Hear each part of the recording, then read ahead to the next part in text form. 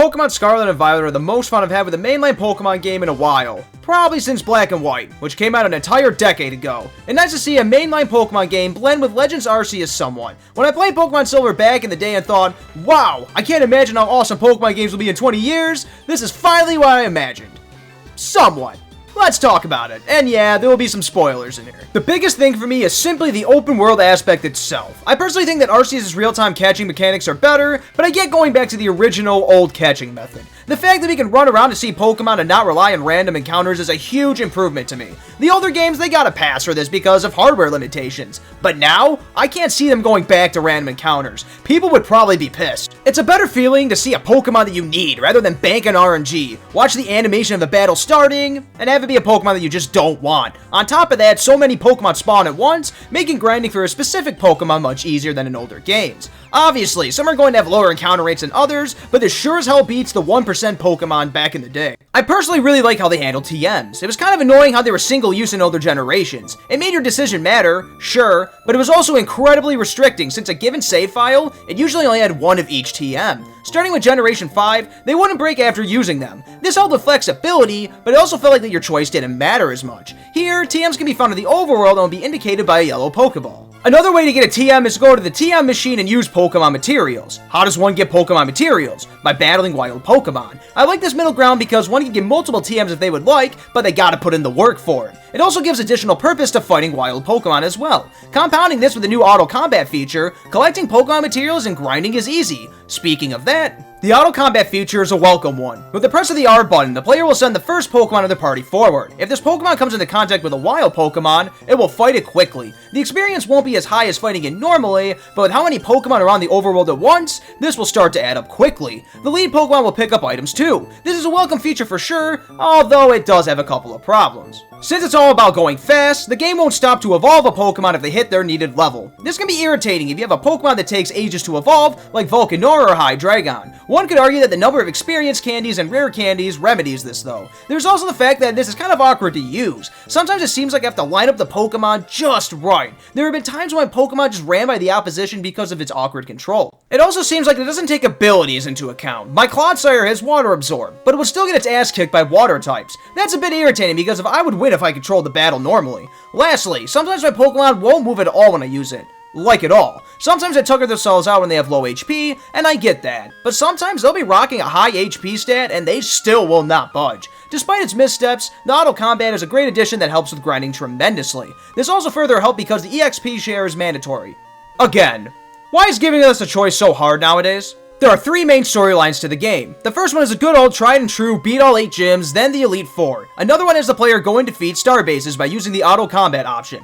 Lastly, the player can defeat the 5 giant Pokemon Titans. Beating these guys will grant your rideable Pokemon more abilities to make traversal easier. After defeating all these storylines, they will come together for one big one at the end. A neat idea, and let's tackle the gyms first. The gyms are pretty much how you expect them to be. A significant difference is the fact that the player has to complete some dumbass challenge before challenging the gym leader. I get this in theory. It helps break the gameplay loop and adds variety. The problem is that these minigames eat ass at worst and are inoffensive at best. Why yes, I like to play a stupid rhythm game that runs at sub 20 FPS for some reason. Why yes, I like to kick this giant egg ball thing into a net with horrible physics for some reason. Some are fine. I remember thinking the ski sloping one was okay, and looking for the sun floors was decent. I get it in theory. But if they do this again, I really hope they actually make the games fun. As it stands, these mini-games feel like padding. For the gym leaders themselves. Again, they're fine. Larry is easily the best one. A rundown man that hates his life because working 9 to 5 sucks. It kind of bothers me that they still stick to just one type for the most part. The reason why I say for the most part is because the gym leaders will usually have one different type of Pokemon. They will terrestrialize their Pokemon and change their type into the gym leader's type. Speaking of the terrestrial phenomenon, that's the big new gimmick of the game. At first, I thought it was kind of dumb, but after playing the game for a bit, I've come around. After using this, the Pokemon on the field will turn all sparkly. The Pokemon will also change their type to their Terra type. For a lot of Pokemon, it will just be their primary type, which is why I initially thought that this was dumb.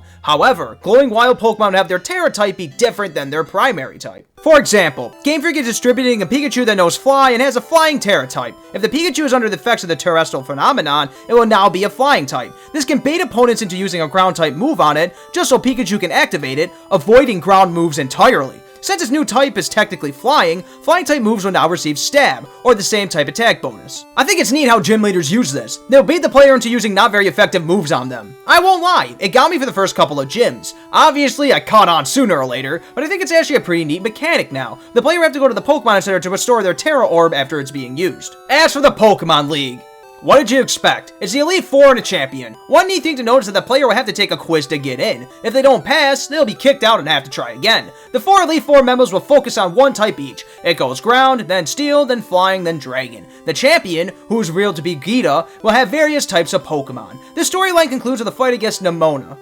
God, this game could have really used voice acting. These cutscenes seem so stupid without it.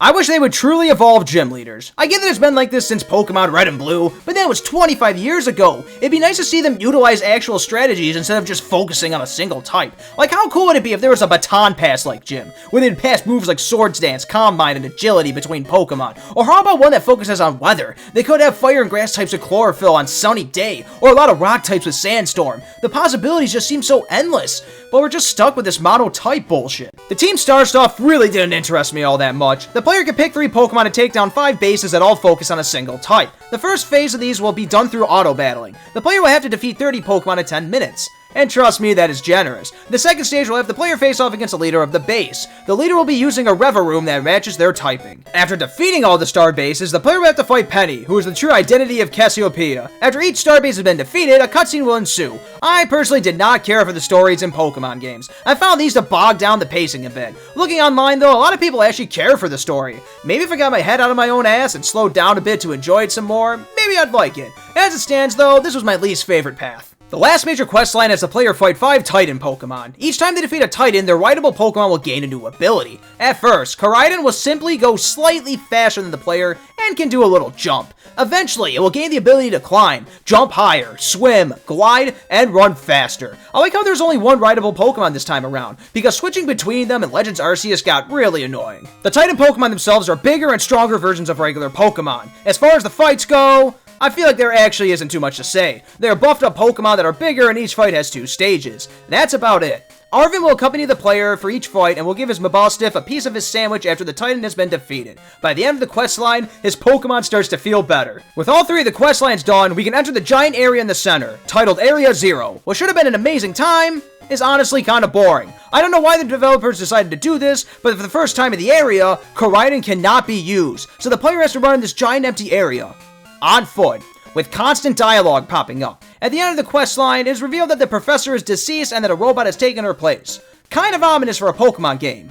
Also kind of weird. Luckily, after beating her, the player is free to go back down with Koraidon this time. Paradox Pokemon will reside in Area 0, and since I picked Scarlet, these Pokemon will be based on the past. The player can find Pokemon like Great Tusk, Screamtail, Slitherwing, and Sandy Shocks to name a few. The player can also find and capture a wild Koraidon if they wish. These Paradox Pokemon will be at high levels, and will also have insane base stats. I'm personally a huge fan of some of these. My favorite is probably Great Tusk because it just makes so much sense. It's a nice way to give some older Pokemon the spotlight and give them a nice glow up at the same time. It's important to note that these Pokemon don't evolve to or from anything. A Dolphin won't turn into a Great Tusk, for example. These Paradox Pokemon need to be caught in the wild, and they are only found at Area 0. Other than that, Nomona suggests holding a tournament at the school. Gita decides that she will host a tournament, but only if the player goes back to every gym leader and beats them to a rematch. I remember being stoked when I could rematch gym leaders in Pokemon Soul Silver, so this was an amazing surprise. The gym leaders will have new teams with higher level Pokemon. The player can then participate in a tournament that is held by the school. The tournament is dubbed the Academy Ace Tournament and will consist of 4 battles. I personally didn't find too much challenge with this, and that's mostly because I just used Nasty Plow with Hydreigon and just swept pretty much everything.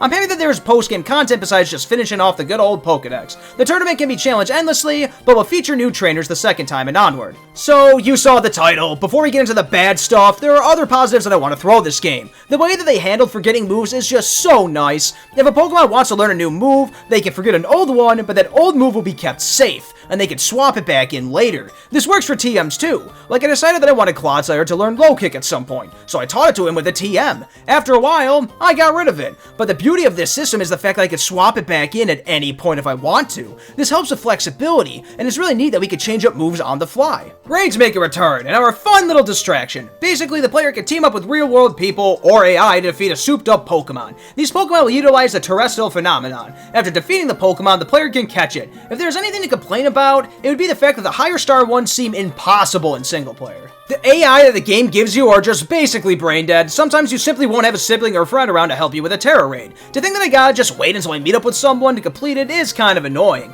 Maybe the real problem is that I'm just an introverted shit that needs to socialize more. I don't mind waiting for events in Animal Crossing or even in Pokemon Gold and Silver, for example. I think that the Pokemon selection here is strong. There are 296 Pokemon present from past generations here, with 400 total. I think that they picked some of the best for every generation, honestly. I saw plenty of favorites from the first few generations, and I dug a good few of the newer designs as well. It got to a point where it was hard to build my team because I kept seeing Pokemon that I liked. If that's not a good sign of Pokemon variety, then I don't know what is. I also appreciate that older Pokemon got newer forms. Wooper's new form is just so adorable. Here's where I want to slot in some neutral things before I get into the bad. Trainers are kinda lame in this, but seeing how you can just grind with auto combat anyway, it almost makes it a non-issue. After beating Scarlet, I hopped into Silver to bathe in nostalgia, and maybe it's just because Johto was low on experience in general, but I get excited when I see a trainer. I will run right into them and make sure I fight them. Whenever I see a trainer in this game, I sometimes will just run right by them. Whenever I fight a trainer, it usually isn't for the experience. At certain Pokemon centers, the player can obtain an item if they have defeated enough trainers in the area.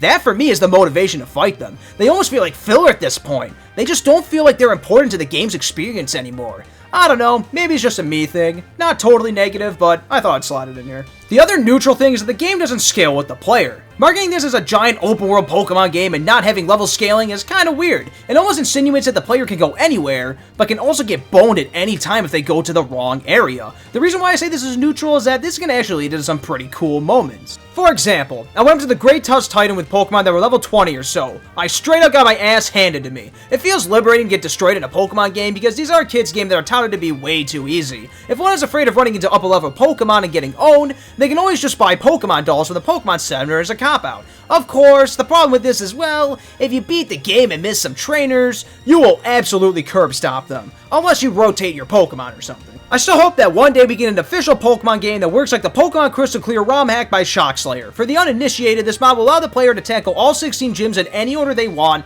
and the gym leaders will scale with the players. The wild Pokemon levels can be a bit wacky at times, but this was so much fun just bouncing between Kanto and Johto and taking on the gyms in any order. So what is the bad? Let's get into the main thing first. The performance, in my personal opinion, is unacceptable for a AAA game that costs $60. The game must target 30 FPS, but it barely ever gets there for me. There are times when I genuinely stop playing because I get a headache because it is running so badly. I have numerous clips of this game just running like pure ass. I've been playing games for a long time, and I can take FPS dips here and there. Pokemon Scarlet's problems have made me put down the controller numerous times. I luckily didn't run into any like game-breaking bugs or anything, but it should be mentioned that people ran into bad bugs online. My brother tried the multiplayer and he said that he crashed numerous times. If you take a peek at Metacritic, these games are getting lower scores than other mainline Pokemon games. Honestly, I'm kind of happy. Despite me liking these games a bit, this kind of stuff is unacceptable. I'm happy that fans and critics are speaking out a bit.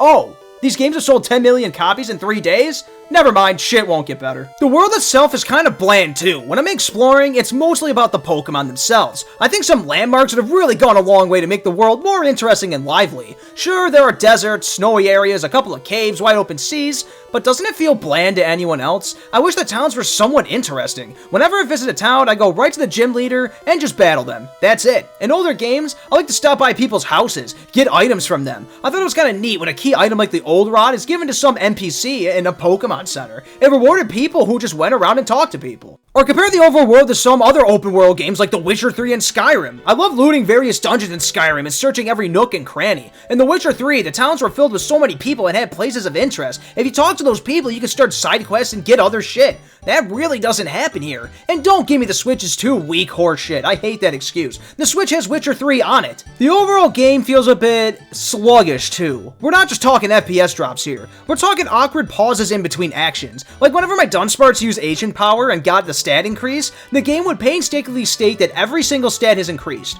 Why? What a huge waste of time. Don't get me started on trainers using the terrestrial phenomenon either. It plays a needlessly long animation every single time this happens. I wish there was an option to turn shit like that off. Speaking of which, the options are weird. They're simultaneously good and lacking. Some neat ones include skipping the Pokedex entry when a new Pokemon has been caught, skipping cutscenes, and other stuff that I genuinely wouldn't expect in a Pokemon game. So my problem: where the hell are most of the basic options that have existed since Gen 1? When I was grinding against the gym leader rematches, I thought to myself, now we'll turn off the battle animations just so I can speed this up a bit. Guess what? That option is nowhere to be seen. I find that incredibly odd because the game cuts down on grinding and makes it faster in other ways. Another one that bugged me is the fact that set mode is gone. I started using this a couple of years ago to give the older Pokemon games a little bit more challenge. It also makes the fights go by slightly faster by reducing needless text. It's another odd omission. I'm going to assume that it was just an oversight. Maybe they wanted less clutter in the options menu to not confuse people. Either way, I'm annoyed by this. To me, this is a game that could have been great, but is just good at best. The performance really hurts this game for me overall. If one doesn't care too much about how the game runs, then this will probably be a game that appeals to them. The core gameplay is a good foundation for sure. I would still like to see a more lively world, with some more interesting towns, and some features that were oddly omitted that were in past games. I personally think that I prefer some of the older style games, like Generations 2 through 5. But as I said in the beginning, this was some of the most fun that I've had with Pokemon in a long while. To me, I think a 5 out of 7 is fair. I enjoyed my time with it, but there was a problem or two too many for me to call this game genuinely great. I played it for 35 hours or so and I had my fun with it. It's hard to shake the feeling that, with some more care, these could have been one of, if not, the very best games in the series. Oh well. No contest!